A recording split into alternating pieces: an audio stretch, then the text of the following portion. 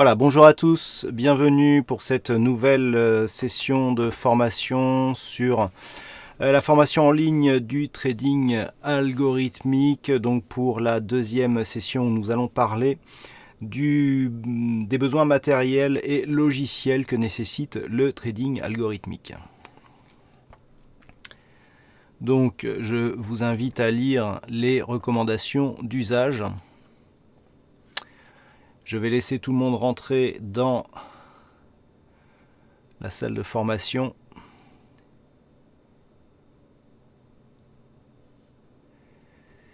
Nous allons laisser rentrer le plus de personnes possible. Vous avez été énormément à vous inscrire suite à la première session de formation. Je suis très heureux que cette formation vous satisfait, en espérant que ça continuera. Allez, est-ce que vous pouvez me confirmer que tout le monde m'entend correctement? Bonjour à toutes et à tous.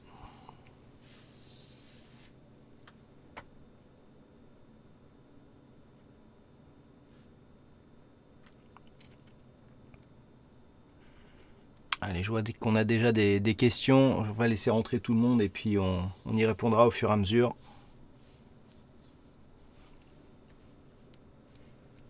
Parfait. A priori, tout le monde m'entend correctement. Donc bienvenue à tous. Je ne sais pas si je pourrais dire bonjour à tout le monde parce que vous êtes déjà nombreux. Donc bonjour à tous ceux qui viennent de nous rejoindre.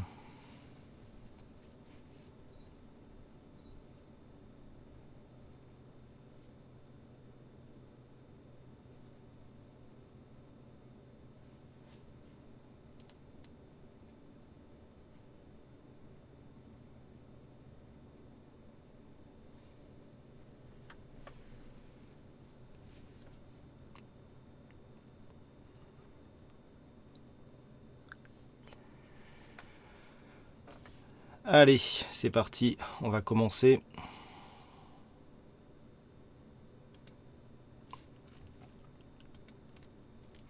Donc deuxième session de formation concernant donc cette formation complète sur le trading algorithmique. Aujourd'hui, nous allons voir ce que nous impose le trading algorithmique en termes de matériel et de logiciel.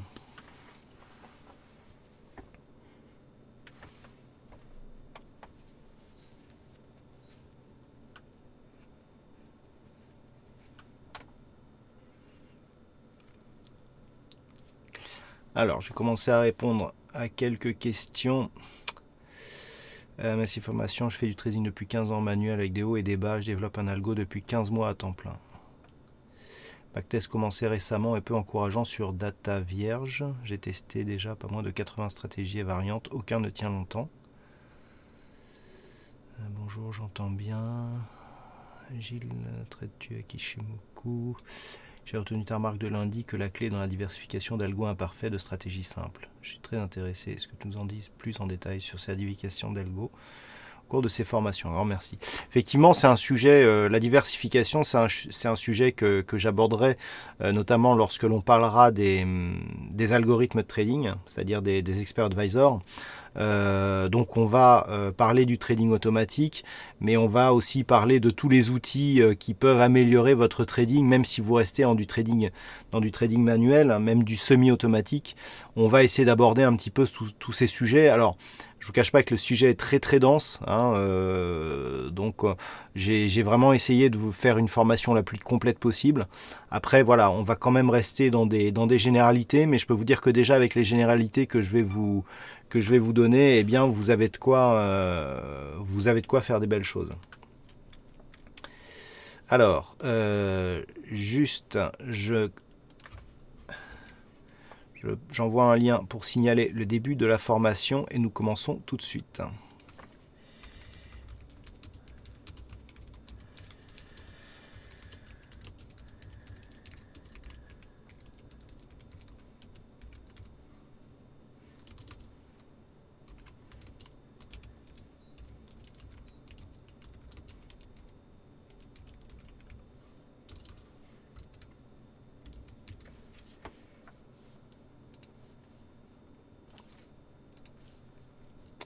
Allez, on y va.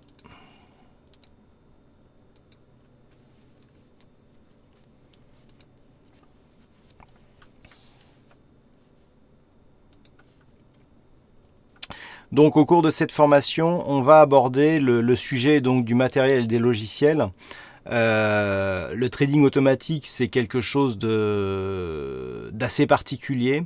On va voir que ça impose des obligations, en tout cas en fonction du trading automatique que l'on utilise, puisque vous allez voir que selon la plateforme que l'on va choisir, eh bien, les contraintes peuvent être tout à fait différentes.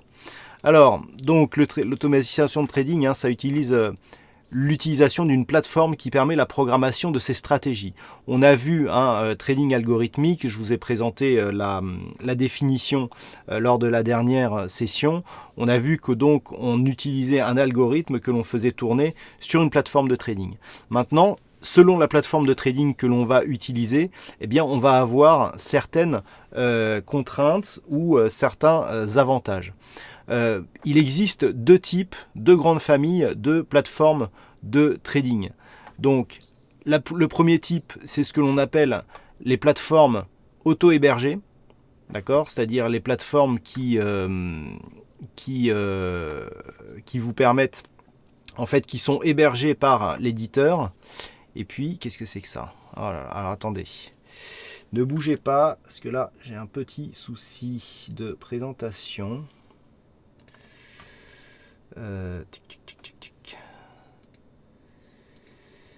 Je dois repasser sur...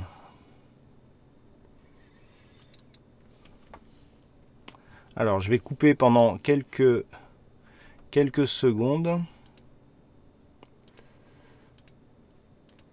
Et je reviens tout de suite. Voilà, hop, la plateforme de trading avec donc le compte de Trading Live que vous connaissez bien.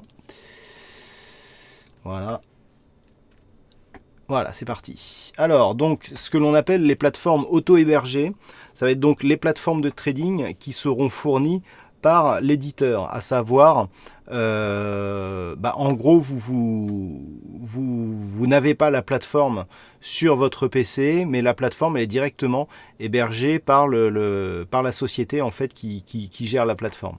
Donc on en connaît tous, on ne va pas citer toutes les plateformes, mais il y en a énormément. Et cela va donner certains avantages et certains inconvénients.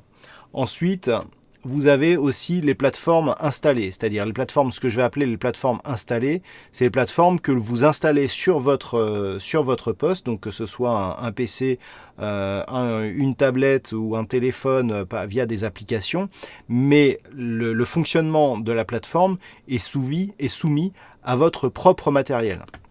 Alors, ces deux types de plateformes ont des avantages et des inconvénients qui sont totalement différents. Je vais essayer de vous lister les principaux et on va voir un petit peu en tant que trader automatique, quels sont pour nous les avantages et les inconvénients qui sont les plus importants. Alors, une plateforme auto-hébergée fonctionne depuis un serveur distant qui appartient à l'éditeur de la plateforme. Pour se connecter à cette plateforme, on a tout simplement un système de login et de mot de passe qui en général nous ouvre un environnement qui a été enregistré sur lequel on peut envoyer des opérations de trading et donc avoir un système qui est un petit peu plus fiabilisé, on va dire, mais en tout cas, c'est un système que vous n'avez pas à gérer. C'est-à-dire, en fait, c'est l'éditeur qui gère l'accès. Ensuite, on a les plateformes, donc la plateforme auto-hébergée. Donc ça, c'est la plateforme qui appartient à l'éditeur. Ses avantages sont qu'il n'y a pas de contrainte matérielle, d'accord ? C'est l'éditeur de la plateforme qui gère tout ce qui est ressources matérielles et besoins matériels. Donc en général, ça nous apporte une certaine fiabilité. Alors théoriquement, on voit que chez certaines plateformes, malgré le fait que la contrainte matérielle soit gérée par le fabricant, on arrive tout de même à avoir des bugs et des dysfonctionnements. Par contre, On a aussi une certaine sécurité qui nous est proposée parce que le matériel, eh bien, on sait qu'on peut se faire pirater ou il peut y avoir des pannes. Donc la sécurité en général est assurée par la société qui fournit la plateforme et normalement on peut attendre une certaine performance parce que normalement l'éditeur de plateforme doit nous donner accès à du matériel qui est capable de supporter, je dirais, les contraintes de ressources qui sont demandées par la plateforme de trading. Les inconvénients maintenant principaux, ce sont déjà qu'on est tributaire de l'éditeur. C'est-à-dire que si l'éditeur de la plateforme, un jour il a un souci ou s'il décide du jour au lendemain de faire payer sa plateforme, eh bien on n'a aucun recours. C'est-à-dire qu'on ne peut pas, le contourner puisque c'est lui qui maîtrise l'accès en fait à sa plateforme. On n'a aucune maîtrise sur les données. C'est-à-dire en fait toutes les données sont hébergé par l'éditeur de la plateforme et donc on ne maîtrise pas en fait la manière dont sont stockées ces données et il y a aussi des problèmes de compatibilité. On va le voir sur ce type de plateforme, si on change de broker, eh bien souvent avec des plateformes justement qui sont auto-hébergées, on peut pas, sauf quelques plateformes qui commencent à apparaître, on ne peut pas gérer et aller d'un broker à l'autre. C'est-à-dire qu'en fait, dans les plateformes auto-hébergées, beaucoup de brokers ont leur propre plateforme. Ou alors, on a des plateformes, bon, je pense à TradingView et ProRealTime par exemple, où il y a quelques brokers qui commencent à les proposer, mais vous n'avez pas le libre choix de votre broker. C'est-à-dire si vous avez des outils qui sont développés sur une de ces plateformes, et que le broker ne propose pas cette plateforme, et ben en fait vous ne pouvez pas, donc vous avez un manque de compatibilité et vous ne pouvez pas utiliser vos outils sur le broker de votre choix. Et puis il y a un problème de confidentialité, tout simplement parce que si à partir du moment où toutes vos données sont stockées sur le serveur de la société, on ne peut pas vous garantir à 100% que l'éditeur ou que l'éditeur puisse avoir accès ou ne puisse pas avoir accès à vos données et on n'a pas une assurance comme quoi personne ne peut tenter d'intrusion sur le système et en fait vous volez vos données. À partir du moment où vous ne maîtrisez pas je dirais le physique, il y a toujours un moyen d'avoir une fuite de données et donc d'avoir un problème de confidentialité. D'accord ? Donc ça, ce sont les principaux inconvénients. Dans les avantages, les inconvénients, il y en a d'autres, mais là, ce sont les principaux. D'accord ? Ensuite, pour la plateforme, donc la plateforme installée, donc la plateforme que l'on va installer sur notre propre poste, on va donc voir les avantages. En général, on a plus de compatibilité parce que les plateformes installées sont en général compatibles avec plus de brokers que les plateformes qui sont auto-hébergées. On a le problème de la confidentialité, vu que c'est nous qui stockons nos propres données, on est plus apte à les protéger, d'accord, en achetant des systèmes de sécurité ou en les préservant sur des supports, par exemple, qui ne sont pas constamment en ligne ou qui ne sont pas forcément accessibles, même si quelqu'un arrive à s'introduire sur votre système. Et donc, de ce fait, on a une certaine maîtrise des données. Savoir que quand on a des données, c'est nous qui maîtrisons le fait de savoir déjà ce dont on a besoin et ce que l'on possède et on peut partager ou pas. D'accord ? Le partage, si on veut le partager par exemple, vu que c'est nous qui stockons nos propres données, on maîtrise les données que l'on stocke.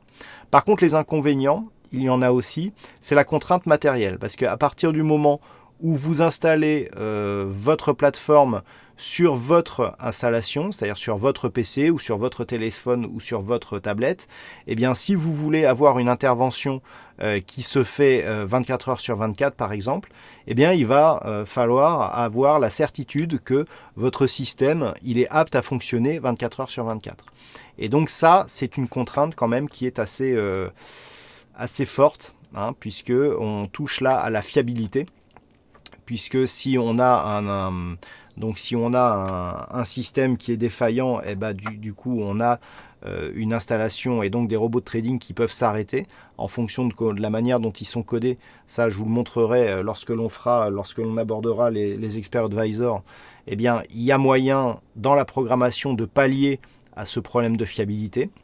Et puis, on a aussi les problèmes de sécurité. Parce qu'on peut se faire pirater, on peut avoir des vols de données, des intrusions, etc. Donc ça, il va falloir y faire attention aussi.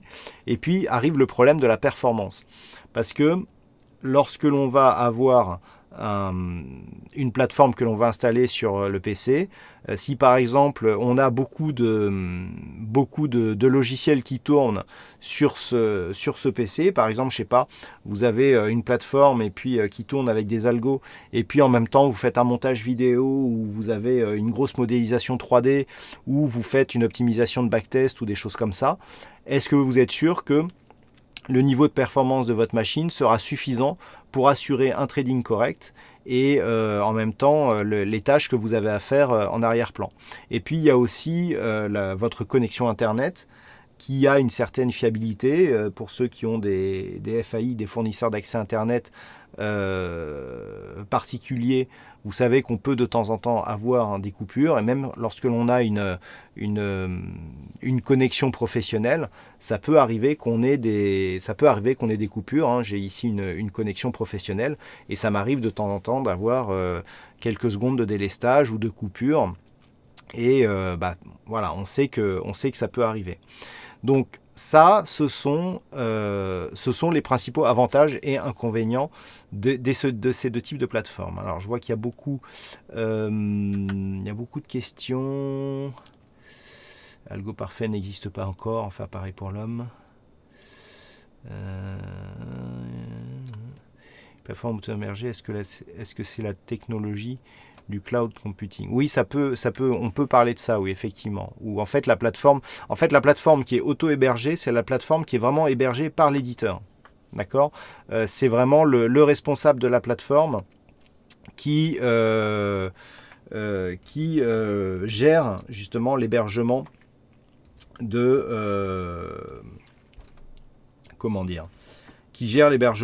l'installation. Ok? Si vous mettez votre plateforme sur un cloud, on considère que c'est vous qui mettez votre plateforme sur votre hébergement, puisque en fait le cloud il vous appartient, et dans ce cas-là, on n'est plus sur une plateforme auto-hébergée, on est sur une plateforme installée. Ok? Voilà. Les données, les applications, un PC ou Mac, utilise-t-il la virtualisation, un disque dur, une partition de disque dur crypté? Alors ça, j'y reviendrai, Fifi. Alors attendez 2 minutes.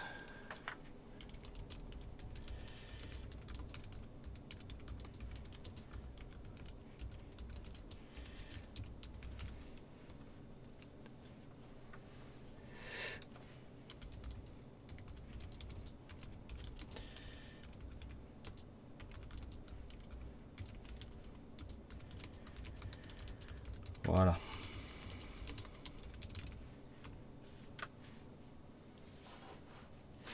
Ok, allez, donc a priori, je propose de traduire cloud computing par données hébergées. Bon, cloud computing, c'est tout simplement des données qui sont stockées sur le web.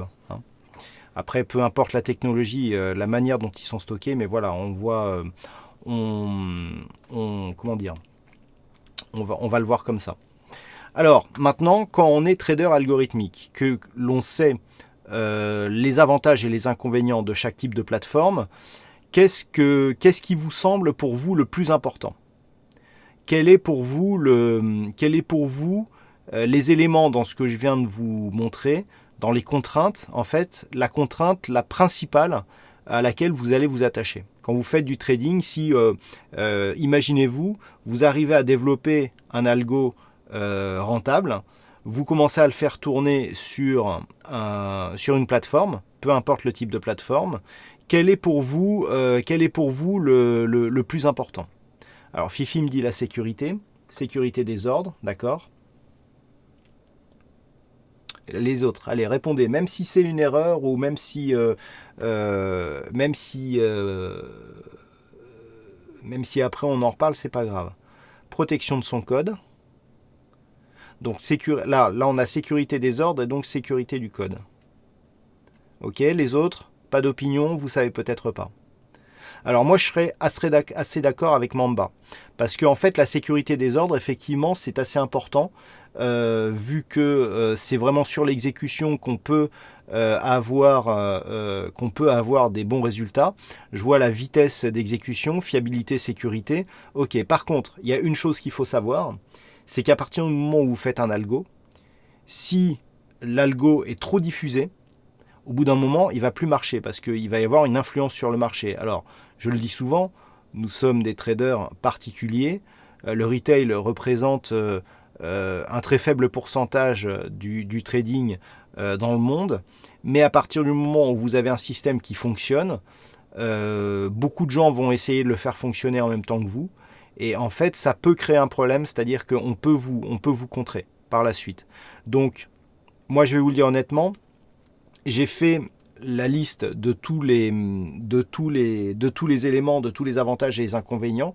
Et moi, personnellement, la chose à laquelle j'attache le plus d'importance, ça va être justement la sécurisation et donc la propriété de mon code. C'est-à-dire, je vais tout faire pour que personne ne puisse voler mon code. D'accord ? Donc, c'est vraiment, en ce qui me concerne, en tout cas, la priorité numéro 1. Parce que vous pouvez avoir n'importe quel bon code, avec la meilleure exécution, avec le meilleur spread, avec le meilleur broker. Si on commence à vous piquer votre code et qu'il y a de plus en plus de monde qui font tourner vos codes, eh bien au bout d'un moment, ça ne marchera plus. D'accord ? Bonjour Fabien. Donc, voilà, les principales préoccupations du trader algorithmique sont la maîtrise des données. C'est-à-dire, en fait, à partir du moment où vous commencez à faire du trading automatique et à avoir des données, ces données en général sont confidentielles. Et donc la maîtrise de données et la confidentialité, pour moi, c'est les deux choses les plus importantes parce que pour ceux qui font du code, vous savez que c'est énormément de travail. Développer du code, c'est quelque chose qui est très chronophage. Pendant des années, on peut travailler sans jamais rien trouver de rentable. Didier parlait tout à l'heure il disait que ça faisait 15 ans qu'il faisait du trading en manuel et que ça faisait 15 mois qu'il développait du code et qu'il n'arrivait pas à trouver quelque chose qui tienne la route sur le long terme. Il faut savoir que c'est vraiment un sport, c'est-à-dire que vous pouvez programmer pendant des années, d'accord, avoir une très bonne maîtrise de la programmation, programmer pendant des années sans trouver de stratégie qui fonctionne sur le long terme. Ça, c'est le risque. Le trader algorithmique, quand il commence à se lancer dans la création d'un code, il n'est même pas sûr qu'il va trouver quelque chose pour trader. C'est-à-dire que moi, la conception de mes codes, elle a été longue, mais par rapport à certains, elle a été quand même plus rapide parce que j'utilise des codes assez simples qui sont très diversifiés, comme je vous disais dans l'introduction, enfin dans la première session de formation. Mais moi, je connais des gens qui codent depuis des années et qui n'ont pas trouvé encore de code rentable sur le long terme. Ok ? Et donc ça, c'est vraiment quand vous commencez à trouver des codes qui fonctionnent, je peux vous dire que la première chose que vous n'avez pas envie qu'il arrive, c'est qu'on vous pique vos codes. Ça, c'est vraiment, on en devient parano, je vous le dis, parce que c'est vraiment ça. On en est là. C'est-à-dire qu'au bout d'un moment, quand vous avez un truc qui marche, déjà, vous ne le partagez pas, ou alors vraiment à des tiers de confiance en qui vous avez une confiance absolue, et vous faites en sorte qu'on ne puisse pas vous les piquer, quoi.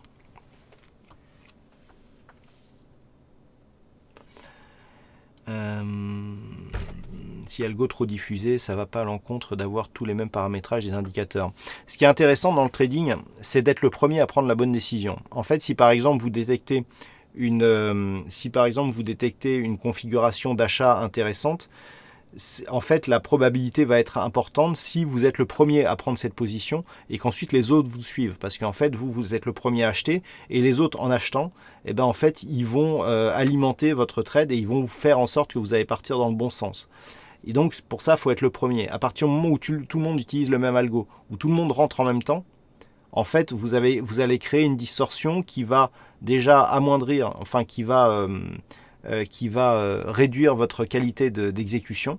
Et en plus de ça, vous serez plus le premier parce que tout le monde arrivera en même temps. Et donc, en fait, vous allez forcément dégrader la stratégie.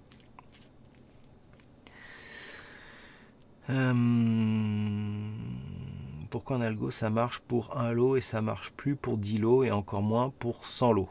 Alors ça, on en parlera. Dans l'exécution, il peut y avoir des explications, effectivement. C'est exactement la même chose que vous avez entre un trader particulier qui va trader les actions et qui va acheter, par exemple, des lignes à 1000 ou 2000 ou 5000 euros et un fonds qui va en acheter pour 1 million ou 2 millions, eh ben, au niveau de l'exécution, s'il n'y a pas assez de profondeur dans le carnet d'ordre, on va avoir des différences d'exécution. Ben là, c'est exactement la même chose en fait sur des algos, parce que tout simplement, quand vous passez un lot ou quand même quand vous passez 10 lots, il y a normalement la profondeur d'exécution, surtout si vous êtes sur des marchés de paires de devises majeures. Par contre, si vous êtes sur des paires de devises mineures ou si vous commencez à dépasser, moi on m'a parlé certains professionnels m'ont parlé d'une taille critique à 50 lots. C'est-à-dire au-delà de 5 millions, selon les paires, on pouvait commencer à avoir des problèmes d'exécution.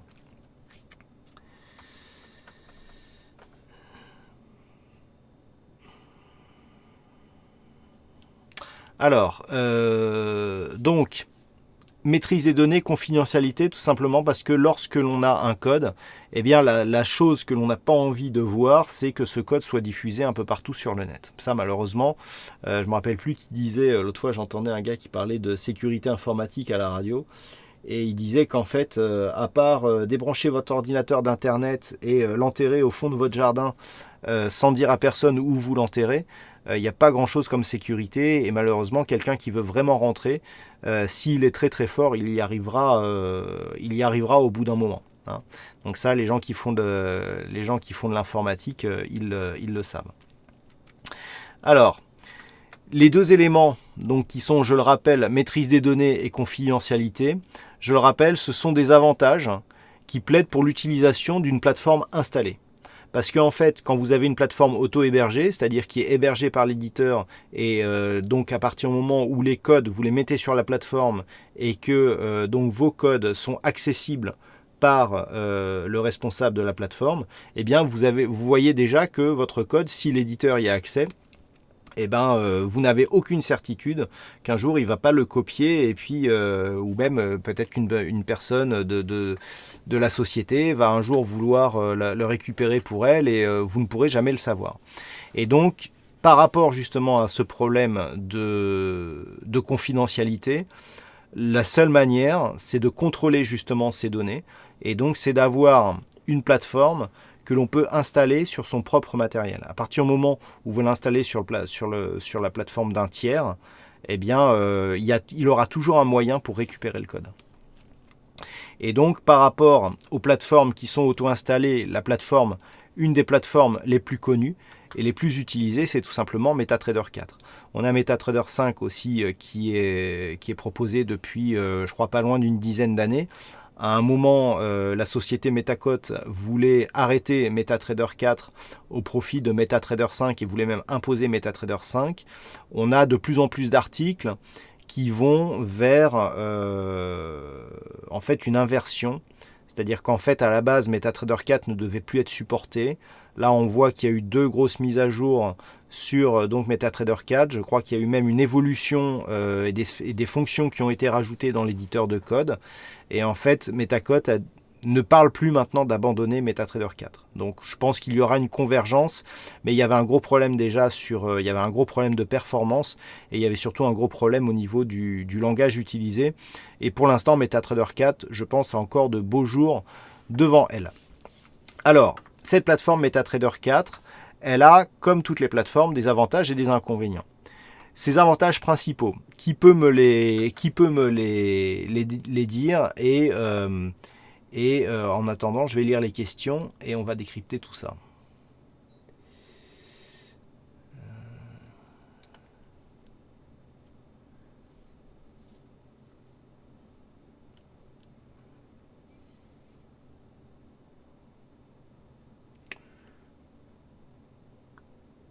Ok. A priori, il y en a qui ont des problèmes d'exécution. S'il y a des problèmes d'exécution, ça peut être un problème de broker, ça peut être un problème de beaucoup de choses. Allez, les avantages de MetaTrader 4. Bon, comme ça déchaîne pas les passions, ma question, je vais y répondre. On a déjà la popularité. Alors pourquoi la popularité, c'est un avantage, à votre avis? Voilà. Gilles vient d'y répondre.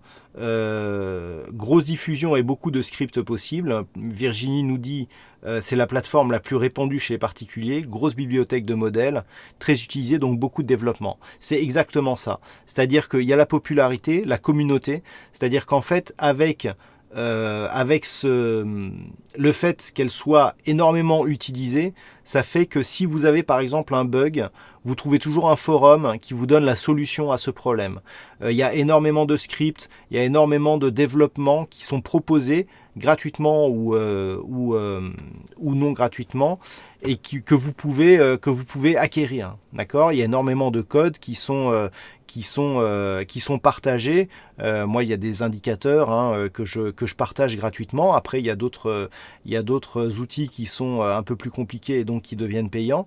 Mais vous trouvez énormément de choses.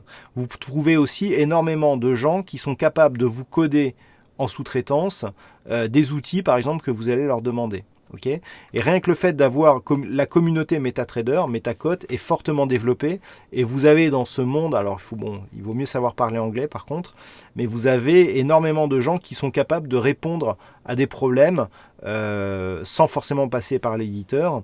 Et le fait justement d'avoir cette popularité, ça vous amène une certaine fiabilité face aux problèmes que vous pouvez rencontrer avec la plateforme. Il y a un autre élément auquel aucun d'entre vous n'a pensé, qui est pourtant qui n'est pas secondaire du tout, c'est le prix. MetaTrader 4, c'est une plateforme qui est totalement gratuite pour l'utilisateur. Et ça, c'est assez important parce que il y a énormément de plateformes. Pour avoir l'intégralité des données, il faut payer. D'accord? C'est en fonction de si vous voulez accéder à tel ou tel marché, si vous voulez avoir des données en intraday, si vous voulez avoir plus de données, si vous voulez télécharger vos datas, tout simplement, il faut payer. Et la plateforme MT4 permet de faire beaucoup de choses en étant totalement gratuite. Et je peux vous dire que quand on voit le coût de certaines plateformes, on a une belle économie à la fin de l'année. D'accord? Il y a aussi un autre aspect qui est assez intéressant, c'est la performance.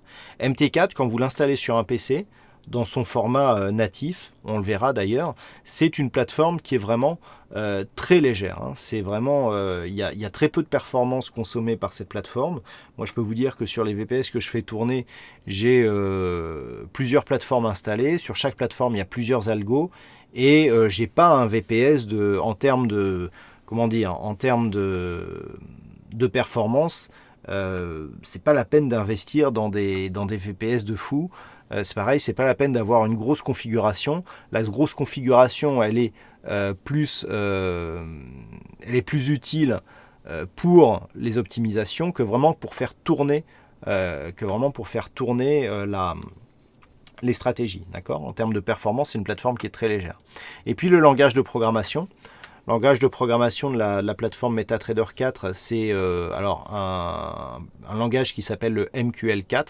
C'est un dérivé du C, qui est un langage très répandu et très accessible. Moi qui je ne suis pas programmeur de métier, il a fallu que je m'y fasse, mais maintenant j'arrive à me débrouiller et j'ai pu développer des choses en autodidacte.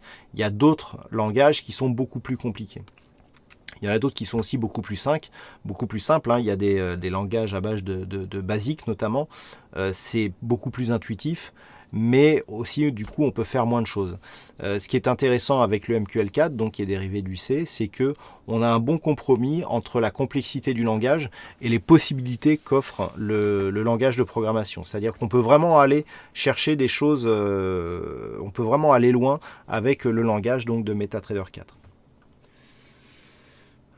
Que sur les actifs comme c'est possible pour traiter les futures actions, c'est plutôt MetaTrader 5. Effectivement, Virginie.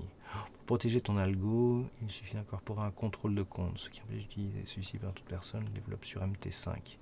Oui, mais Trader Forex, si quelqu'un arrive à ouvrir ton compte, parce que on le verra hein, dans la sécurité, les EX4 ou EX5, eh bien, il existe des décompilateurs que l'on trouve sur Internet, et même avec un EX5, eh bien, certaines personnes arrivent à ouvrir le code. C'est un peu plus compliqué maintenant, mais certaines personnes y arrivent quand même. Franchement, MT4 c'est dépassé, peu maniable, peu réglable. Bah écoutez, il y aura une session il y aura une session, à la fin de cette session, je vous montrerai comment optimiser MT4. On peut déjà faire beaucoup de choses. Performance ok, mais l'ergonomie est un peu dépassée quand même si ça ne me dérange pas. Je suis d'accord hein, que l'ergonomie, bon, et encore, il y a des choses qui se sont arrangées. Hein. Il y a des fonctions qui sont apparues il y a quelques années qui n'existaient pas au début. Hein. Effectivement, elle n'est pas très belle, mais honnêtement, elle est fonctionnelle. Alors maintenant on va voir les inconvénients de MetaTrader 4. Alors on est quand même tributaire de l'éditeur, c'est-à-dire que le problème dont je vous ai parlé tout à l'heure par rapport à la société Metacode qui voulait justement arrêter MT4, eh bien si un jour l'éditeur dit bah, on ne supporte plus MT4 et puis on l'arrête, eh bien tout ce que vous avez comme outil sur MT4, bah, vous ne pouvez plus l'utiliser. Donc on a quand même, on n'a pas totalement gommé ce problème. Et bon, on est quand même, voilà, faire tourner une MT4, si un jour Metacote dit bah, on l'arrête, bah, tout le monde est obligé d'arrêter. Et ça peut effectivement poser un problème. Et puis, certains l'ont évoqué, on a ce qu'on appelle des traces d'obsolescence. C'est-à-dire que, effectivement, alors MT4, je ne sais pas quel âge elle a cette plateforme, mais moi je l'ai toujours connue en tant que trader. Il y a quand même en termes d'ergonomie, c'est une plateforme qui a été développée il y a très longtemps. Donc pour certains qui sont spécialistes du domaine, par exemple, ça ne gère pas le multiprocesseur. En termes d'architecture logicielle, c'est quand même, ça commence à paraître un peu archaïque. C'est vrai que c'est pas très joli. Je vous l'accorde. Il y a des fonctions qui ont des bugs, je suis d'accord. Et donc ça, c'est dû à l'âge de la plateforme. Ok.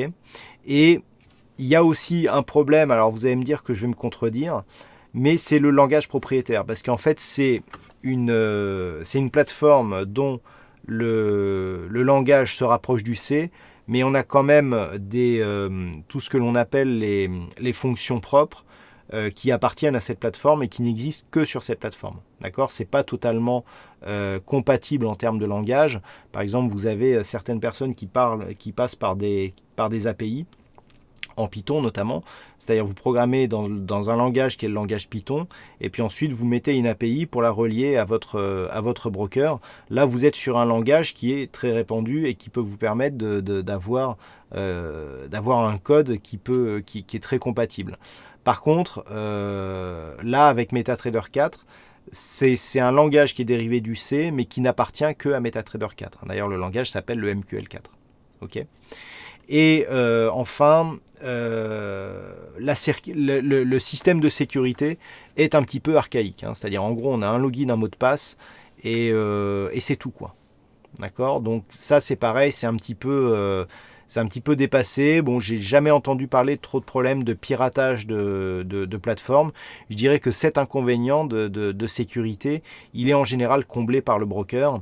C'est-à-dire que si, en fait, quelqu'un qui va pirater votre plateforme vous faire perdre de l'argent sur votre compte, ça va rien lui apporter, d'accord ? Par contre, ce qui peut lui apporter, c'est de pouvoir faire un retrait à votre place.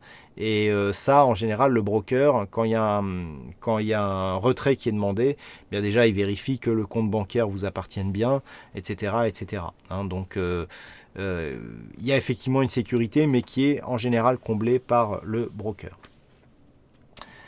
Alors attendez.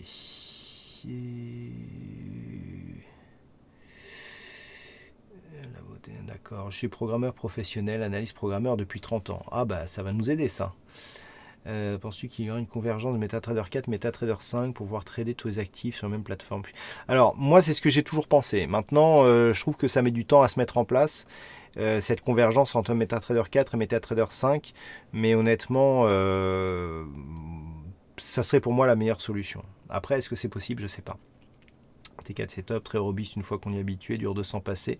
L'application mobile est top. Oui, je suis assez d'accord aussi. On ne peut pas encore installer d'experts sur les applications mobiles, mais c'est assez intéressant. Est-ce que c'est vrai que les brokers MT4 peuvent voir les tracés qu'on fait dessus? Alors, je suis pas sûr honnêtement. Je suis pas sûr. Et puis ensuite aussi, il y a une chose qui est assez intéressante lorsqu'on utilise MT4, c'est que rien ne vous oblige à utiliser la plateforme MetaTrader qui est fournie par votre broker. Vous pouvez très bien utiliser la plateforme MT4 que vous trouvez sur le site Metacote, l'installer et paramétrer les serveurs de votre broker sur la plateforme, sachant que la plateforme c'est pas le broker donc, qui vous la propose. Donc vous avez les logos en moins, vous avez des choses. Et là déjà ça vous donne plus d'assurance. Alors j'ai jamais entendu parler qu'un broker puisse voir ce qui se passe sur la plateforme de son client. Honnêtement, je sais même pas si c'est possible. J'aimerais connaître le pourcentage de trades qui sont passés par mobile désormais. Ouais, je sais pas. Si quelqu'un a des statistiques ou une étude là-dessus, ça m'intéresse. Les brokers développent leurs propres applications. Moi, par exemple, j'utilise le logiciel mobile de mon broker. Alors, oui, pourquoi les brokers utilisent leurs propres applications? Parce qu'il ne faut pas rêver. Tout à l'heure, je vous ai dit, la plateforme MT4, elle est gratuite. Sauf que Metacode, c'est une société. Ils ne vont pas développer des trucs gratuits pour le plaisir des traders particuliers pour pouvoir trader sur la plateforme. C'est les brokers qui payent une redevance à Metacode. D'accord? Donc, les brokers, eux, ce qui les intéresse, c'est d'avoir des gens qui tradent, mais où forcément, ils n'auront pas forcément une redevance à payer au tiers donc, qui leur fournit la plateforme. Et donc, c'est pour ça que beaucoup de brokers développent leur propre plateforme, puisqu'en fait, c'est une plateforme qui est donc propriétaire, et du coup, ils n'ont pas de redevance à payer pour toutes les personnes qui utilisent donc la plateforme propriétaire. Ils n'ont pas de redevance à payer à l'éditeur de la plateforme tiers, en fait. Donc, ça se comprend tout à fait. Un tiers des... Wikipédia, MetaTrader 4 a commencé en 2005 sa première version, MetaTrader 5 en 2010. Ouais, effectivement.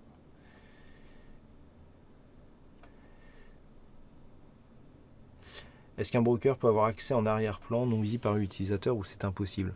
Moi, honnêtement, je pense que ce n'est pas possible, mais j'en ai... pour moi, j'en ai jamais entendu parler de problème ça. Il y a eu problème avec Lootred qui aurait pompé certains programmes. Il faudrait... Moi, je pense que là-dessus, il y aurait eu des... Pour moi, à moins qu'il y ait vraiment des transferts ou des choses comme ça, mais pour moi, je vois pas comment ça peut être possible. Ouais, je suis assez d'accord que regarder nos petits gains, bon, mais enfin, moi, ça me semble quand même assez étonnant. Alors, pour profiter des avantages de cette plateforme, le trader va devoir essayer de supporter les inconvénients. Ok ? Donc les inconvénients les plus risqués sont liés au fait que la plateforme s'installe sur le poste du client. Pourquoi ? Eh bien tout simplement parce qu'une plateforme installée sur le poste d'un client devra absolument être fiabilisée pour une utilisation pérenne. Alors, quand on va installer MetaTrader 4 sur un PC, qu'est-ce qu'il va falloir fiabiliser et qu'est-ce qu'il va falloir stabiliser? Eh bien tout simplement, il va falloir fiabiliser le réseau informatique, d'accord, c'est-à-dire la qualité de connexion du réseau vers le web, le réseau électrique, parce que tout simplement, si on a une coupure de courant, on a beau avoir une connexion qui fonctionne encore, mais déjà, le routeur, il marche plus, et 2, le PC, il marche plus non plus. Et enfin, la disponibilité des ressources. La disponibilité des ressources, donc CPU, mémoire, disque dur, que l'on a lorsqu'on utilise un PC. Lorsqu'on a un PC et puis que le disque dur tombe en panne ou devient indisponible, et bien dans ce cas-là, on n'a plus les ressources pour faire tourner justement la plateforme. Et donc ça peut poser un problème. Donc pour pallier à ces principaux problèmes, à savoir réseau d'informatique, réseau électrique et disponibilité des ressources, on va faire appel à un hébergeur professionnel et donc on va héberger notre plateforme sur un VPS, le fameux VPS, donc VPS dont la signification veut dire Virtual Private Server, serveur privé virtuel, qui est donc tout simplement, c'est un VPS, en fait, c'est un système Windows qui est installé sur un serveur distant auquel vous pouvez accéder par la fonction bureau à distance de Windows. Alors, qui parmi vous n'a jamais utilisé de VPS ou ne savait même pas ce que c'était avant le cours d'aujourd'hui?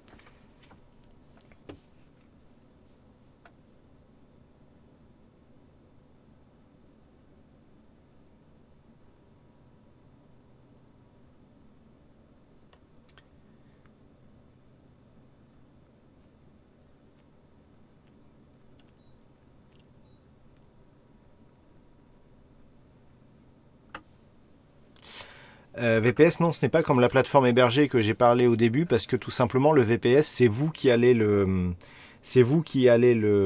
louer, et donc c'est vos données à vous. Pas utilisé, jamais utilisé. Moi je sais pas ce que c'est, jamais utilisé. Connais mais n'utilise pas, jamais utilisé de VPS. VPS connaît mais pas utilisé. Alors, ce que je vous propose dans ce cas-là, c'est de vous montrer un petit peu comment se présente un VPS. Hein. Puisqu'en installation, donc la plateforme MT4 sur ce serveur, il est alors possible de bénéficier d'une sécurité accrue. Tout simplement parce que le serveur donc, vous est hébergé par un hébergeur professionnel. Alors un VPS, comment ça fonctionne? Vous avez un serveur qui est donc chez un hébergeur professionnel. Dans ce serveur, il est alors je vais pas aller très loin dans les explications. Sur le serveur, il y a des sessions qui sont virtualisées. L'avantage de la virtualisation, c'est que ça, c'est l'hébergeur qui me l'a expliqué. En fait, votre session, elle est ce qu'on appelle virtuelle. C'est-à-dire qu'elle est supportée donc sur un disque dur, mais si par exemple le serveur qui supporte le serveur virtualisé, il commence à avoir des pannes ou il commence à dysfonctionner, il est très facile en fait de basculer cette session virtuelle sur un autre serveur. Et ça, c'est un avantage, c'est que ça vous soustrait à ce qu'on appelle l'obsolescence matérielle. C'est-à-dire que si votre serveur il tombe en panne, la session peut être récupérée et être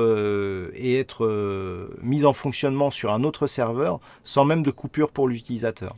Donc ça, c'est intéressant parce que ça vous affranchit de ce qu'on appelle l'obsolescence matérielle. Ensuite, vous avez la sécurité électrique, tout simplement parce que l'hébergeur, en général, apporte une redondance électrique double, voire triple pour certains hébergeurs, où vous avez donc plusieurs arrivées pour l'alimentation électrique, avec des alimentations qui sont secourues. Chose que très peu de particuliers ont chez eux. En général, un bon particulier, ce qu'il va avoir, c'est son alimentation EDF, un onduleur. Alors un onduleur, ça coûte pas très cher. C'est les premiers le premier en fait coûte une centaine d'euros.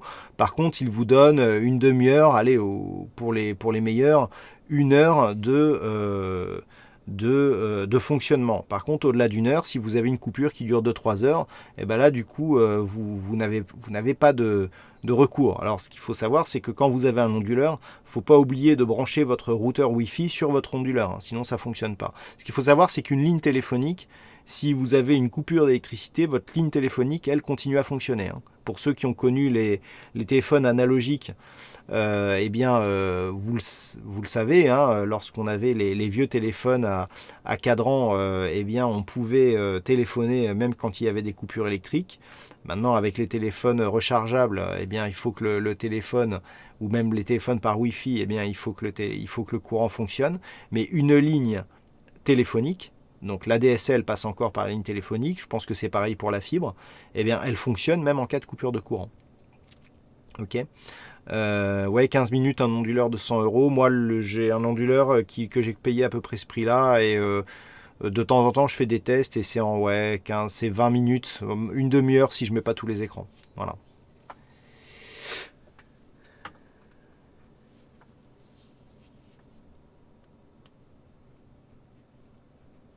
Alors, VPS, en gros, on a un disque dur chez un hébergeur à distance, on y installe son MT4. Voilà, c'est ça. Est-ce qu'un VPS, c'est la même chose qu'un serveur NAS? Alors là, je laisserai les pros de l'informatique répondre, mais pour moi, je ne pense pas. Moi, je trouve qu'un onduleur, c'est payer le mien 100 €, il y a 8 ans, et il me servir 2 fois. Gilles, oui, je crois qu'un jour, je l'avais fait voir et tu m'as dit que tu avais le même que moi. Plus, il y avait des coupures de courant chez moi, l'onduleur marchait, mais pas Internet, donc ça ne changeait pas grand-chose. Et ouais, mais dans ce cas-là, Fabien, il faut que tu mettes ton routeur. Il faut que tu mettes ton routeur, sur ton onduleur. Oui, j'ai un Eaton aussi, ouais. Avec un smartphone et la 4G, moins besoin d'onduleur. Alors, si vous avez un PC portable et un smartphone avec la 4G, effectivement, vous avez un équivalent. Voilà, il faut que la box soit sur onduleur, bien sûr. Alors maintenant, on va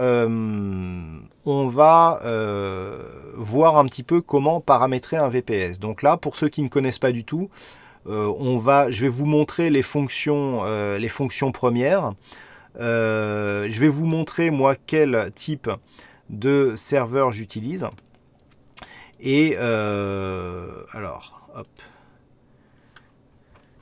Voilà, moi j'utilise ce type de serveur, donc c'est une société qui est française, qui s'appelle Icula, et ils ont un système de serveur que j'aime bien parce que les ressources en fait sont évolutives. Alors attendez, hop, que je vous mette sur la bonne fenêtre. Voilà.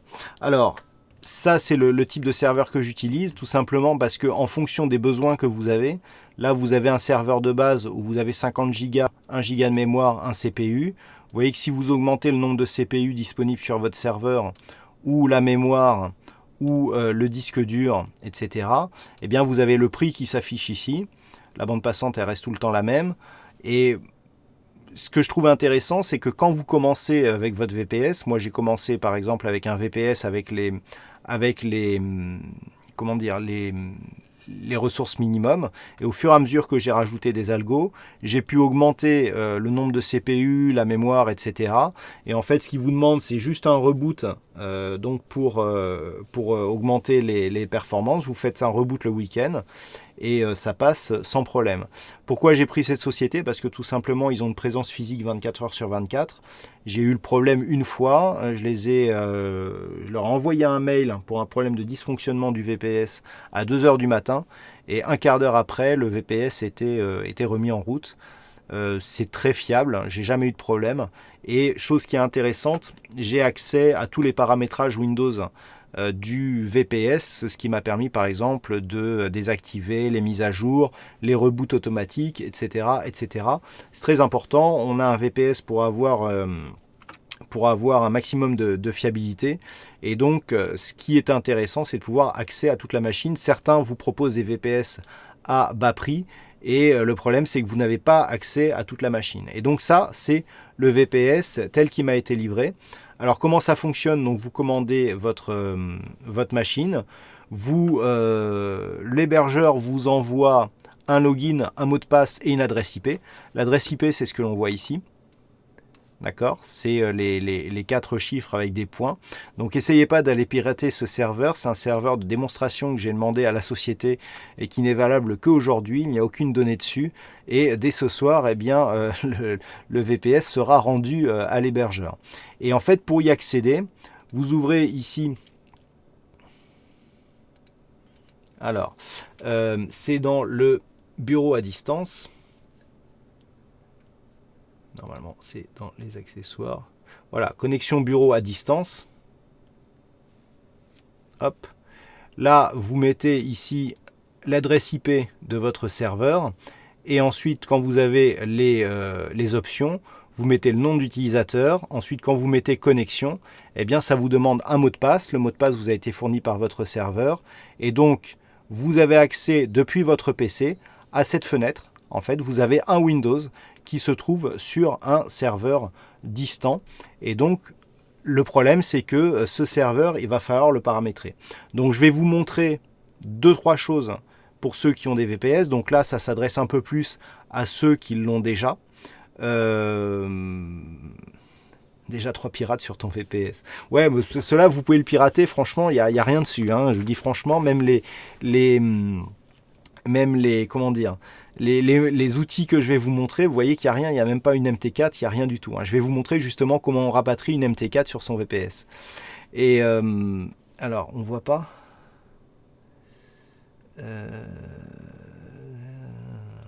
Bon, après, est-ce que vous voyez bien là? Parce que moi, sur le retour, je vois correctement.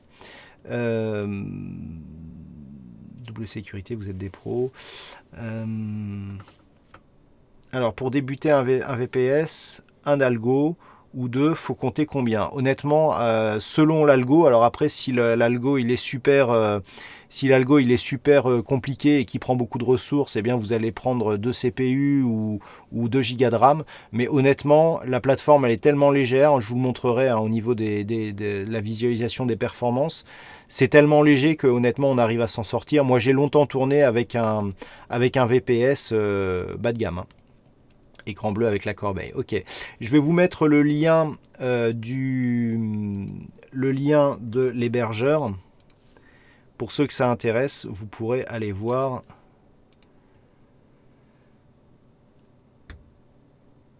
Vous pourrez aller voir donc les performances de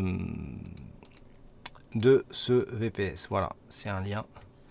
Vous pouvez aller voir directement. Donc là, une fois que l'on a ce VPS, alors il y a une chose qu'il faut faire lorsque l'on se connecte avec justement le bureau à distance. Alors je vais vous montrer. Donc là, c'est la fenêtre bureau à distance que j'ai depuis mon propre PC. Et donc il y a une chose qui est intéressante à faire ici lorsque l'on affiche les options, ce sont les ressources locales. Alors là, vous voyez, de toute façon, pour ceux qui veulent, vous pourrez revenir sur le replay. Hein. Donc ici, quand vous cliquez sur ressources locales et que vous cliquez sur autres, vous allez pouvoir connecter ici des périphériques de votre propre PC. D'accord? Donc là, je vais enlever ça, je vais mettre le disque amovible. Alors attendez, je regarde comment il s'appelle. J'ai tout préparé sur une clé USB. Il s'appelle K. Ok, c'est pour pas que vous ayez une vue sur mon disque dur. Et donc le fait de cliquer ici, ça veut dire que quand vous allez ici cliquer OK et que vous mettez connexion, bon je suis déjà connecté, donc voilà. Et bien lorsque vous allez ouvrir ici les répertoires, voilà, normalement vous avez ici alors là j'ai E parce que c'était l'ancienne connexion, donc je vais rouvrir la connexion et on va prendre K. Mais normalement vous allez avoir ici dans l'Explorer de votre VPS, eh bien vous aurez votre propre comment dire, votre propre disque. Donc je vais recommencer, je vais me loguer en mettant mon disque K. Hop.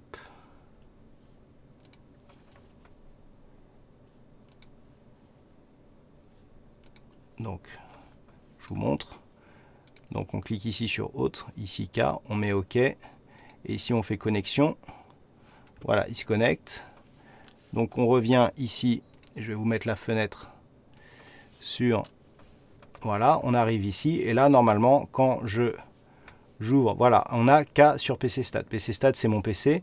Et donc là, si j'ouvre ici K, si je double-clique dessus, vous voyez, j'ai ActiveThread 4 Setup, c'est MetaTrader 4 que je peux directement importer ici sur le disque dur de mon VPS pour pouvoir installer en fait ma plateforme MetaTrader.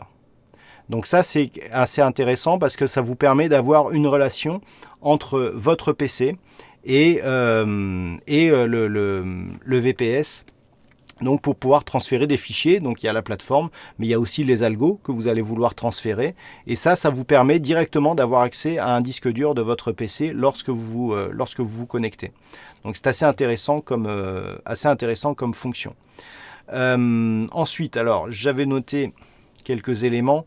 Alors il y a peut-être des choses qu'on ne va pas avoir, que l'on va pas faire tout de suite. Alors il y a une chose qu'il faut faire qui est très importante, c'est désactiver ce que l'on appelle les updates, parce que le problème c'est que à chaque fois, ça c'est un système Windows, à chaque fois qu'il va y avoir une mise à jour, si vous n'êtes pas branché en fait sur le PC, eh bien en fait vous allez avoir le Windows qui se met à jour et qui va faire un reboot. Et un VPS, ça marche pas comme un PC. C'est-à-dire que si le VPS il reboot et que vous ne demandez pas la connexion, la session ne va pas s'ouvrir. Donc vous avez deux solutions. Soit vous trouvez un système pour empêcher le reboot ou l'update, mais avec les dernières versions de Windows Server 2016, a priori, c'est de moins en moins possible. Ou alors, vous installez un petit logiciel qui est fourni par Microsoft, qui s'appelle Autologon. Donc A-U-T-O-L-O-G-O-N, c'est sur le site Microsoft. Et donc là, en installant ce petit logiciel qui est très facile à paramétrer, vous paramétrez le fait que dès que la session reboot, elle se réouvre directement. Et ce qu'il faut, c'est dans le paramètre démarrage, eh bien, mettre en fait la plateforme MT4 dans les paramètres de démarrage pour que dès que le VPS se relog, eh bien en fait la plateforme MetaTrader eh bien, se relance automatiquement. Sinon, vous pouvez avoir votre VPS qui reboot. Si vous n'avez pas mis de système d'alerte, eh bien, vos robots ne sont plus fonctionnels. Ça, c'est un des problèmes que l'on a lorsque on utilise un VPS. D'accord ? Bon, j'ai diverses...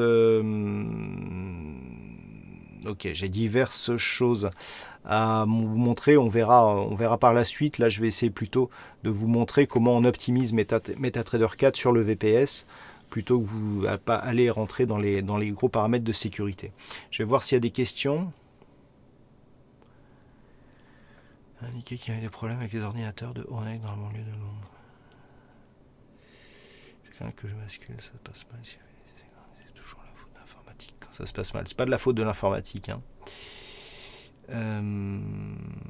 Peut passer par un cloud afin d'avoir accès à tes données sur ton VPS, mais il faut y installer le cloud sur ton VPS. Permet de glisser les fichiers que tu veux récupérer. Ouais, alors moi c'est ce que j'ai fait sur certains VPS, c'est-à-dire en fait j'ai des serveurs effectivement distants sur lesquels je sauve des outils, tout simplement pour avoir des sauvegardes, parce que si un jour le disque dur de mon PC crame, je veux avoir des sauvegardes. Ce qu'il est aussi possible de faire ici par exemple dans ce PC, c'est de créer un emplacement réseau. Donc ici, vous ajoutez un emplacement réseau. Et ici, vous pouvez mettre ce que vous voulez. Vous pouvez choisir par exemple un site web, un emplacement réseau ou un site FTP. D'accord ? Ça, c'est possible. Et donc, dans l'explorateur, ici, eh bien, vous aurez un accès un petit peu comme l'AK sur PCstat. Eh bien, vous aurez accès à votre répertoire FTP directement depuis votre VPS. Ça peut aussi vous permettre de transférer en fait vos fichiers. D'accord ? Alors, reboot des VPS, on est déjà en deuxième année de formation. Est-ce que pour choisir un VPS, il faut que géographiquement il ne soit pas loin du broker pour minimiser les trajets des ordres? Par exemple, ActiveTrade, avoir un VPS à Londres. Alors, je sais qu'il y a des spécialistes de ce domaine ici. Vous avez plusieurs... Alors effectivement, pour avoir vraiment une exécution la meilleure possible, on va le voir quand on va installer MT4 sur ce VPS. Le mieux, c'est d'être au plus près du serveur. Par contre, si votre broker il a plusieurs serveurs pour améliorer votre exécution, eh bien dans ce cas-là, il faudra être le plus près possible du serveur le plus proche du broker. Alors l'avantage d'Icula, c'est que leurs serveurs sont dans l'est de la France et vous êtes à peu près à équidistance entre Londres et Francfort, qui sont les deux bourses majeures. Et donc au niveau des pings, on va le voir, j'arrive à avoir des pings très corrects. Après, au niveau des pings, on en reparlera quand on fera donc l'optimisation des Expert Advisor. Des fois, aller chercher des pings qui sont ridicules, honnêtement, on se rend compte que ça porte pas grand-chose. Ok, donc une fois que l'on a fait ça, que l'on a sécurisé son serveur, donc au niveau des questions de sécurité, on peut faire énormément de choses, mais là je vous renvoie à des forums dédiés. On va donc installer une plateforme MT4. Donc en fait, on va aller ici sur K, j'ai préparé voilà ActiveTrade Setup. Donc ici on fait copier. Ah, voilà qui veut plus.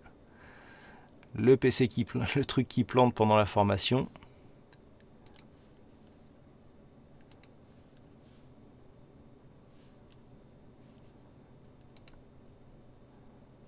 Alors, est-ce qu'il veut bien me le copier?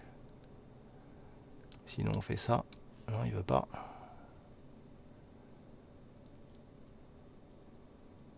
Alors, ça marchait ce matin, et puis là, ça marche plus. Alors, moi qui voulais vous montrer une installation d'MT4, bon, au pire, si ça marche pas, ah ben voilà, copier sur le bureau. Ok, voilà, ça marche. Donc là, en fait, une fois donc qu'on a transféré, on double-clique et on installe la plateforme. Maintenant, ce que je vais vous montrer, c'est comment optimiser une plateforme MT4 pour un VPS. Pourquoi? Parce qu'en fait, un VPS, vous l'avez vu tout à l'heure quand je vous ai montré la fenêtre, eh bien, il a des ressources qui sont limitées. Vous avez vu en termes de RAM, là j'ai un VPS qui a un CPU. C'est un CPU qui tourne à 2 Go, je crois. Hein. C'est vraiment les entrées de gamme. Et vous avez 1 Go de RAM. Le fait d'avoir ce VPS, donc il y a quand même des ressources limitées, déjà, moi ce que je vous conseille, c'est de n'installer que MT4 dessus, à la limite plusieurs plateformes, d'accord, mais n'installez pas, je sais pas moi, les explorateurs internet, vos mails, etc., etc., etc. Honnêtement, c'est pas du tout quelque chose que je conseille. Et le but, ça va être vraiment d'optimiser ici MT4 pour un VPS, sachant que le VPS, on a quand même un espace réduit. Là, vous avez vu, je ne sais pas si vous avez vu tout à l'heure, mais on a en gros 50 Go de disque. Rien que Windows nous prend à peu près 20 Go, donc il nous reste 30 Go. C'est largement assez pour faire tourner une MT4 et pouvoir avoir des algos. Et après, on va voir que ce qui va le plus nous embêter, c'est la plateforme. Alors, c'est la mémoire. Alors, ça, cette fenêtre, là, vous voyez, on est en train de sélectionner les serveurs. Donc là, on a des pings moyens d'environ entre 10 et 20 millisecondes, ce qui est déjà correct. Alors en général, moi, je cherche à avoir des pings inférieurs à 10 millisecondes. Ils sont remontés depuis quelques temps, mais bon, en dessous de jusqu'à, on va dire 50 millisecondes, ça commence à être beaucoup, mais là sur des valeurs comme ça, on va dire que c'est correct. Ok, alors là je vais retrouver les paramètres de mon, alors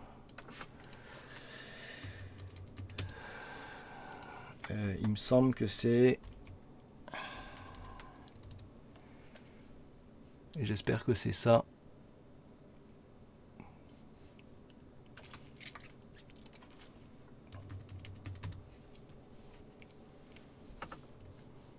Non, compte invalide. Alors attendez, il faut que je retrouve.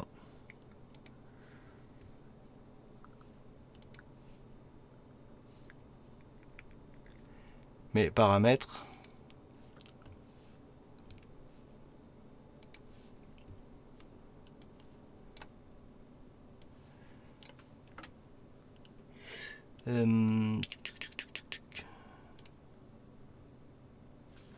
Ok, alors.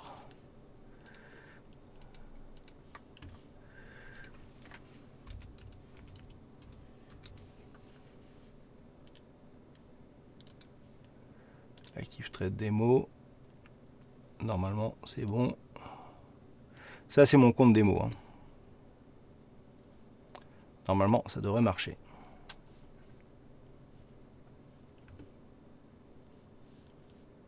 Et ça marche pas. La formation qui se passe bien. Bon, sinon, c'est pas grave, on le fera sur un... Pourquoi ça marche pas? Si, ça y est, c'est bon. Ok, c'est passé. Bon, ça a mis un peu de temps, mais c'est passé. Ok, donc là, on est sur une plateforme de trading. Voilà, c'est un compte démo, hein, on est d'accord. On est sur une plateforme de trading telle qu'elle est livrée au début dans MetaTrader 4. Alors, il y a plusieurs choses hein, qu'il va falloir faire sur cette plateforme pour la fiabiliser. Depuis 15 jours, la latence des serveurs ActiveTrade a augmenté de 10 millisecondes.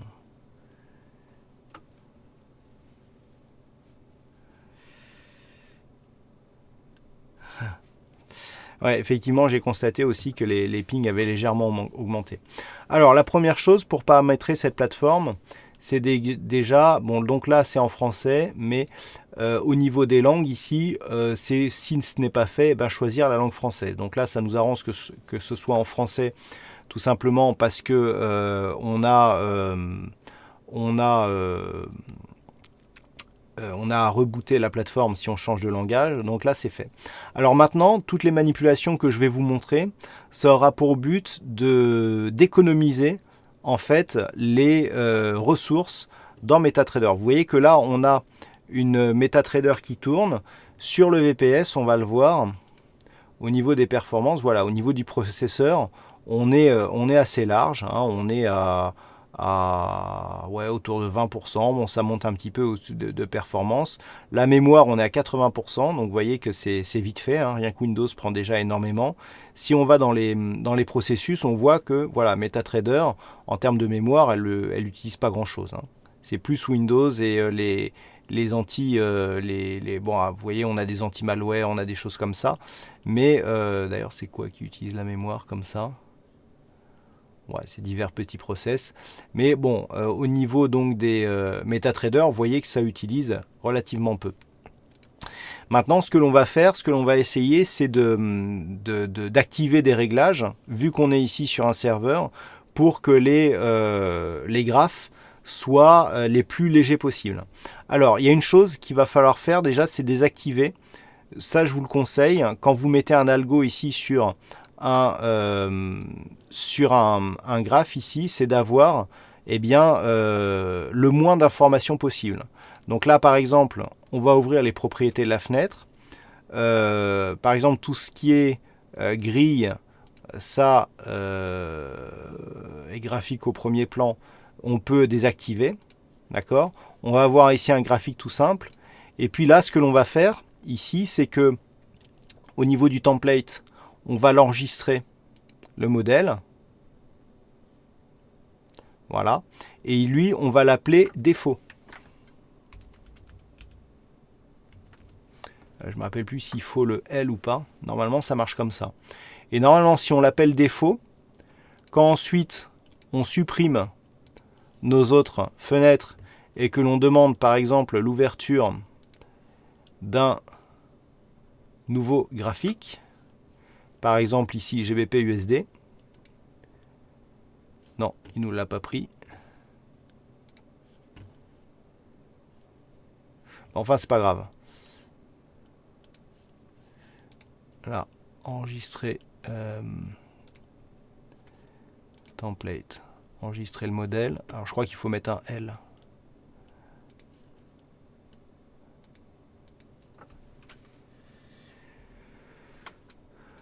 Voilà. Ah oui, mais j'ai pris celui-là. Alors, on va supprimer la grille. On va juste supprimer la grille, ça, et enlever. Voilà, ok. Et là, normalement, on fait template, enregistrer le modèle. Et donc, je crois que c'est défaut avec un L. Oui. Et normalement, quand je vais ouvrir ici un autre graphe, voilà, il a la même... et là, on a un graphique ici qui est le plus simplifié possible. Tout ça pourquoi ? Tout simplement parce que là, le fait de ne pas avoir d'indicateur à afficher, dès qu'on va afficher un indicateur, ça va nous prendre des ressources. Et si on fait tourner un algo sur un graphe, en fait, s'il y a un indicateur qui est un calcul d'indicateur qui est présent dans l'algo, on n'est pas obligé de mettre l'indicateur sur le graphe. D'accord ? Le calcul ne se fait pas par la valeur du graphe. Donc en fait, sur tous les graphes ici que l'on va avoir besoin, eh bien, on ne va pas avoir besoin d'intégrer l'indicateur sur le graphe. Donc là, en fait, on va avoir un graphique le plus dépouillé possible. Ensuite, ce que l'on va faire, donc on va prendre les sous-jacents que l'on a besoin. Donc on va ouvrir nos graphiques. D'accord ? Une fois qu'on a nos graphiques ici, on peut les afficher comme ça. D'accord ? Là, du coup, on n'a plus l'euro-dollar. On va mettre l'euro-dollar. Voilà. Là, on l'affiche comme ça. Et une fois qu'on a ça, il y a une chose qui va être très importante de faire. C'est ici, au niveau des symboles, il faut cliquer sur cacher tout. Pourquoi ?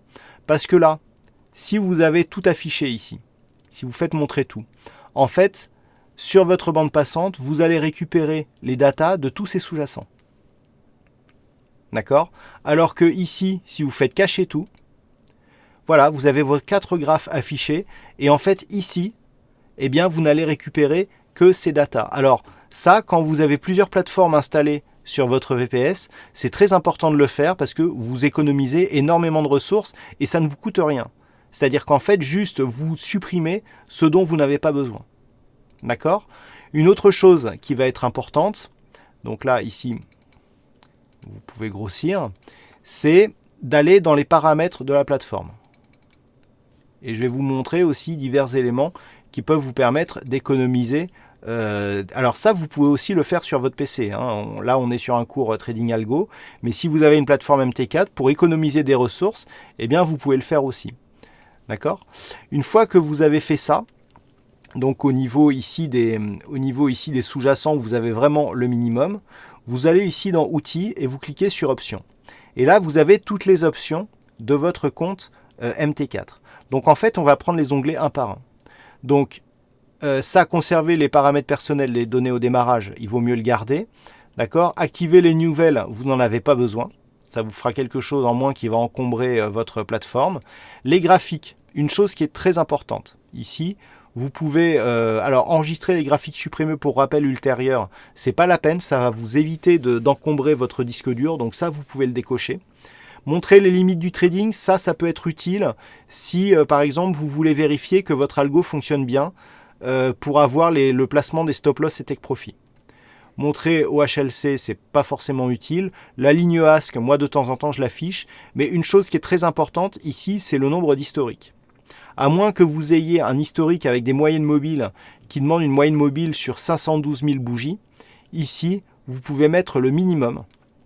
Ce qui va faire que la MT4, au niveau de la mémoire des graphiques, va stocker un minimum de data par rapport justement à la mémorisation des graphiques, d'autant plus si vous avez décoché ici la fonction enregistrer les graphiques supprimés pour rappel ultérieur. Ok.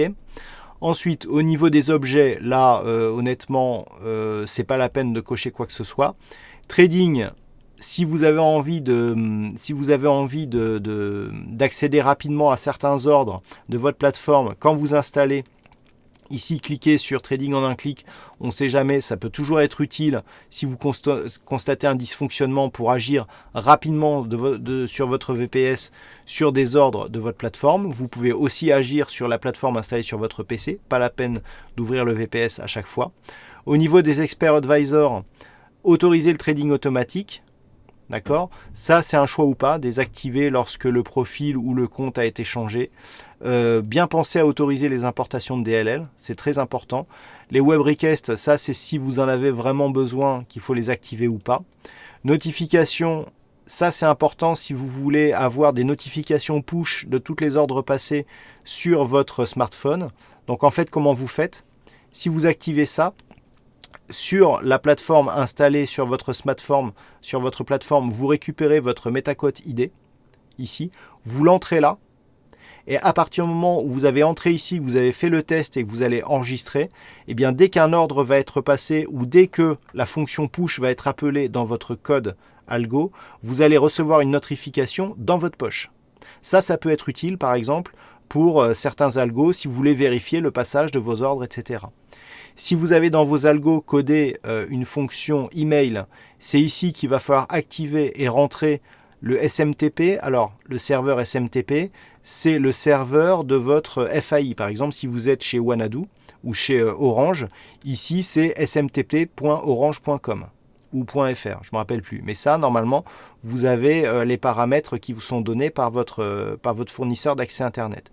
Ici, quand vous avez un test, eh bien, vous pouvez ici tester et ça va vous envoyer un email de test sur l'email que vous allez envoyer. Donc là, en fait, vous avez le serveur par lequel va partir votre mail. Et ici, vous avez login, mot de passe. C'est les paramètres de votre adresse email. Donc le login et le mot de passe. Et donc ensuite, vous avez deux. Donc ici, vous pouvez mettre vps, ce que vous voulez. Et vous pouvez tester. Et donc ça, c'est l'adresse email à laquelle vous voulez recevoir votre email. Ça, c'est intéressant comme fonction si vous voulez, par exemple, recevoir des mails. Ensuite, communauté. Ici, login, email, c'est si vous en avez l'utilité, c'est si vous avez un compte MQL5. Les événements ici, c'est pas la peine de les autoriser, d'accord? Les alertes sur un VPS, on n'en a pas besoin. Et ici, si vous avez besoin de faire des transferts FTP, eh bien c'est ici qu'il faut mettre vos paramètres FTP et tester. Ici, quand vous faites tester, ça va envoyer sur votre paramètre MTP un récapitulatif de votre compte. Un fichier, c'est un fichier, je crois que c'est un fichier HTML que ça envoie. Et donc, une fois que vous avez paramétrer tout ça. Ici, vous cliquez sur OK. Alors, j'ai été vite pour la description de toutes ces options. Le cours sera disponible en replay, donc si vous n'avez pas tout compris, c'est pas grave, vous pourrez toujours revenir dessus pour détailler chaque fonction. Mais c'est important de faire ça quand vous venez d'installer votre plateforme MT4 sur votre VPS pour avoir le moins de ressources possibles consommées par votre plateforme. Le but, c'est vraiment essayer de donner à votre plateforme lui dédier le plus de ressources possible. Alors après, on peut aller beaucoup plus loin. Vous trouvez beaucoup de tutoriels sur Internet. Je ne vais pas tout vous montrer ici, mais pour alléger, pour notamment couper certains services de Windows qui consomment des ressources. Vous pouvez aussi améliorer la sécurité en limitant l'accès de votre accès distant à certaines adresses IP. Donc il y a plusieurs techniques qui existent pour faire ça.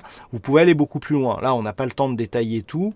Donc par rapport à la configuration de MT4, là, on a fait, je dirais, les choses les plus importantes. Il y en a d'autres. D'accord, on les détaillera au fur et à mesure. Mais là, déjà, vous avez une plateforme qui est allégée et sur laquelle il n'y a pas de superflu. Alors,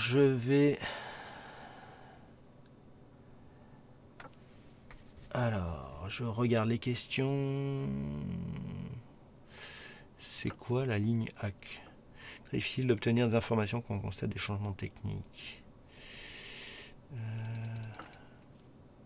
Le L. Des vis, je vois pas du tout de quoi tu parles. Sur VPS, tu mets que les graphes nécessaires. En anglais, c'est défaut. Ouais, c'est ça, c'est défaut. Les noms des sous-serveurs qui je traite utilisent les codes lettres. Ah oui, alors attendez, parce que j'ai vu qu'il y avait ma photo, donc je vais enlever la photo et je vais vous détailler ça. Clac, voilà. Là, ici, lorsque vous cliquez là, vous avez la liste des serveurs disponibles. Ok, donc là on voit par exemple que tout à l'heure on était sur des pings un peu plus hauts. Là on est passé sur un ping ici à 12,85 millisecondes. Donc après au niveau des codes ça dépend. Mais voilà, je sais qu'il existe aussi des algos qui vous permettent de temps en temps de se reconnecter sur les serveurs qui sont les plus rapides. Alors ce qui peut arriver aussi des fois, c'est que des fois vous cliquez là et en fait les serveurs sont indisponibles. Donc en fait, quand il vous arrive ça, il y a une technique très simple à faire, où ici, sur Fichier, vous mettez Ouvrir un compte, et en fait là, il va vous rescanner tous les serveurs. D'accord? Si ici, bon donc là, il les a pas perdus, donc il les voit tous, mais par exemple ici, si vous scannez, voilà, il va vous rescanner tous les serveurs. Et ça, notamment, il y a quelques mois, il y a eu des remaniements au niveau des serveurs chez ActiveTrade. Et il y a des plateformes qui peuvent se bloquer. Moi, j'ai eu une plateforme, en fait, elle ne trouvait plus les serveurs le dimanche soir. Et donc, elle n'arrivait plus à se connecter. Elle s'est reconnectée au bout de quelques heures. Hein, ça a duré. Et donc, quand on connaît ici, et même sur la plateforme que vous avez à la maison, c'est quelque chose que vous pouvez faire. D'accord? Une fois que vous avez scanné, ici, vous pouvez cliquer sur Annuler. Ici, les serveurs, ils ont été rafraîchis. Et donc là, si vous cliquez par exemple sur Elana H2, eh ben en fait, le système va se reconnecter ici sur le serveur que vous avez choisi. Si ensuite vous trouvez ici que c'est celui-là le plus rapide, vous cliquez dessus et là, vous voyez, voilà, le MT4 se reconnecte. Et si vous rescannez ici, alors des fois la fonction rescan ne fonctionne pas. C'est pour ça que si vous avez un problème où vous ne voyez plus de serveur, ici il vaut mieux passer par Fichier, non pas ça, pardon. Hop, ça on le verra plus tard. C'est ici Fichier et Ouvrir un compte. Et là, il va vous rescanner ici tout. Et si vous êtes sur la plateforme de Metacote, ici pour trouver votre nouveau broker, vous mettez le nom de votre broker et vous pouvez ensuite changer de broker. Donc là, on est sur la plateforme ActiveTrade. Donc là, je crois que la fonction, elle est supprimée. Mais voilà, ça, ce sont les choses principales à savoir lorsque l'on met une MT4. Et donc là, une fois que vous avez ça, eh bien, vous avez une plateforme MT4 qui est fiabilisée, qui est légère. Là, vous êtes prêt à intégrer vos algos dessus. Donc en fait, comment on fait ici pour intégrer un algo? Donc là, j'en ai pas préparé, donc on va pas le faire parce qu'on arrive à la fin de cette formation. Ici, fichier, vous faites ouvrir le dossier des données. D'accord? Là, vous tombez dans votre répertoire où a été installée votre plateforme MT4. D'accord? Là, vous avez toute l'arborescence ici. Et là, en fait, vous retrouvez ici K sur PC Stat. Donc, en fait, ce que vous faites, regardez bien, vous cliquez dessus. Donc, on se retrouve sur la clé USB que j'ai branchée sur mon PC, où on voit ici le fichier d'installation ActiveTrade. Ici, par exemple, si vous avez un robot, on imagine que ça, c'est mon robot. Ah, alors, c'est un peu long. Donc ici, je fais copier, je fais clic droit copier. Ensuite, alors on va attendre que ça arrive. C'est un peu long sur celui-là. Normalement, c'est plus rapide que ça. Mais là, je le trouve un peu long quand même. Il faudrait que je leur dise que c'était pas tot. Donc là, ici, vous mettez copier. Et ensuite, là, quand vous revenez sur la petite flèche, vous voyez, il vous remet dans votre répertoire d'installation. Et par exemple, si vous voulez importer un expert, vous double-cliquez ici sur MQL4, expert, et ici, vous faites coller. D'accord, on ne va pas le faire parce que ça va servir à rien. Ici, vous mettez coller et en fait, vous avez votre expert directement dans votre bon répertoire. Ok, bon, ça, je vous montrerai la manipulation lorsque l'on fera les experts advisors. Mais là, vous avez importé un expert directement de votre PC sur votre plateforme. D'accord ? Voilà, et ensuite, une fois que vous avez fait ça, vous refermez. Ce qu'il faut, c'est compiler. Donc il faut réouvrir ici l'éditeur, aller chercher l'expert que vous avez. Alors si c'est un MQ4, c'est-à-dire un fichier éditable, vous pouvez directement le compiler sans fermer la plateforme. Par contre, si c'est un EX4, vous êtes obligé, donc le fichier, un exécutable mais non modifiable, en fait vous êtes obligé de refermer votre plateforme et de la réouvrir pour que le X4 il apparaisse ici dans la liste de vos experts advisors. D'accord ? Alors, est-ce qu'il y a des questions sur cette gestion du VPS et de MT4.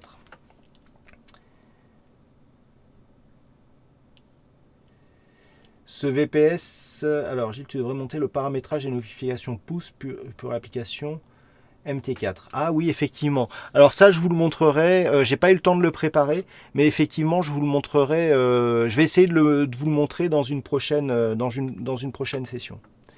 Ce VPS est-il protégé par un antivirus, un pare-feu? Non, là il est natif, il est possible d'installer un antivirus ou un pare-feu sur votre VPS. Tu as déjà fait vidéo, tutoriel MT4, OpT4. Ouais, alors effectivement, j'ai déjà fait cette vidéo, mais elle n'est pas énormément regardée. Et là, dans le cadre de la formation, je voulais refaire le tour justement de la MT4 parce que je me disais que dans la formation, tout le monde n'avait pas forcément vu toutes les fonctions que je viens de montrer. Activer une notification permet de recevoir une alerte sur son mobile à chaque fois qu'un ordre est ouvert, modifié ou fermé. Alors, est-ce qu'un algorithme sait se débrouiller tout seul pour changer de serveur? Passer un ordre sur le premier serveur, puis basculer sur le serveur 2 pour clôturer la position si le ping est plus intéressant? Non, c'est à toi de le programmer. Alors, en général, moi, ce que j'ai vu, ça, j'utilise pas cette fonction, mais ce que j'ai vu, c'est qu'il existait un outil qui permettait de déconnecter la plateforme et de la reconnecter au serveur le plus, le plus véloce. Parce que c'est vrai que si par exemple ce serveur il monte en termes de ping, si par exemple un jour il monte à 200 millisecondes, tant qu'il est connecté, en fait MT4 va rester dessus. Donc il y a des logiciels qui existent, alors ça moi je l'utilise pas, mais il y a des logiciels qui existent pour de temps en temps faire changer, mais c'est indépendant, c'est-à-dire l'algo. Alors si l'algo vous le paramétrez pour qu'il le fasse, je connais pas du tout le nom de la fonction, mais il doit pouvoir le faire. Mais par contre, d'un point de vue natif, comme ça, c'est pas possible. Enfin, ça le fait pas automatiquement. VPS très sécurisé par hébergeur, mais parfois attaque virale chez les pros, même chez les banques. On le sait rarement, c'est secret. Oui, c'est vrai. Alors, de toute façon, hein, la sécurité la sécurité 100% en informatique, elle n'existe pas. Voilà, est-ce que vous avez des questions donc, concernant le paramétrage du VPS ou le paramétrage de MT4?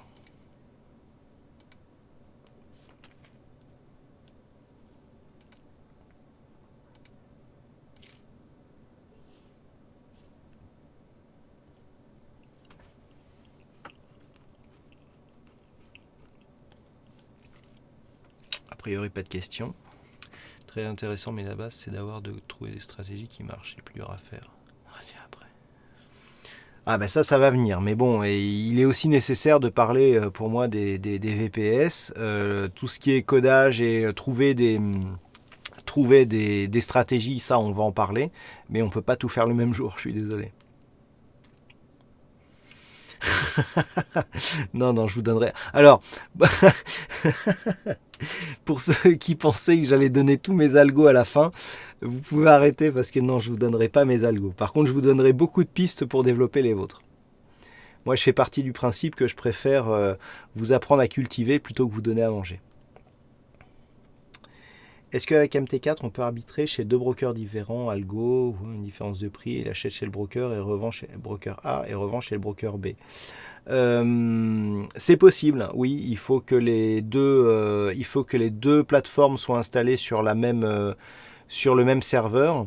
Et il faut tout simplement qu'il y ait une communication entre les deux. Donc ça peut se faire par des fichiers, par des bases de données.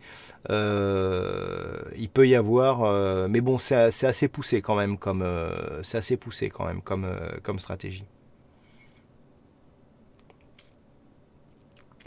Combien as-tu prévu de sessions de formation? Alors il y en a 8. Je vous rappelle que vous avez l'intégralité de la formation. Alors je pensais que tout le monde l'avait vu, pourtant je l'ai mis sur le site et tout. Là, franchement, vous n'avez même pas sur le site pour voir tout ce que je vous propose. C'est pas gentil du tout ça. Alors je vais vous montrer, donc je vais vous ramener au programme. Alors de toute façon, vous avez le programme sur la page dédiée par ActiveTrade. Et voilà, donc le programme complet, il est ici. Voilà, je vous ai mis le lien. Gilles, tu nous fais languir, là, on attend une session après manger. MQL4 si possible.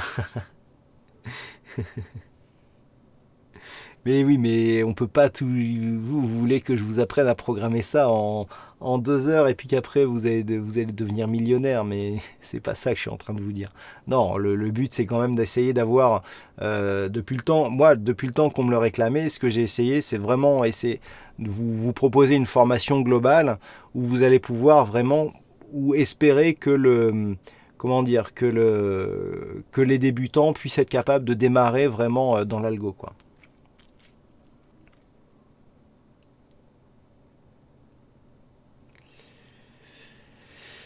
Alors, l'arbitrage entre broker et MT4 ne marche pas. Techniquement, c'est faisable. On se doute bien que les brokers vont pas se laisser arbitrer avec une plateforme pas optimisée pour ses latences. Alors, ça, c'est un sujet de discussion que j'ai eu avec certaines personnes. Et honnêtement, c'est même quelque chose en fait qui est surveillé par les brokers. Hein. C'est-à-dire un broker, s'il sent qu'il se fait arbitrer, il va mettre en place des systèmes pour que effectivement la latence, parce qu'en fait le fait d'arbitrer, ça demande une latence très rapide. Donc en fait au niveau de la latence, ça va pas être possible. Ok.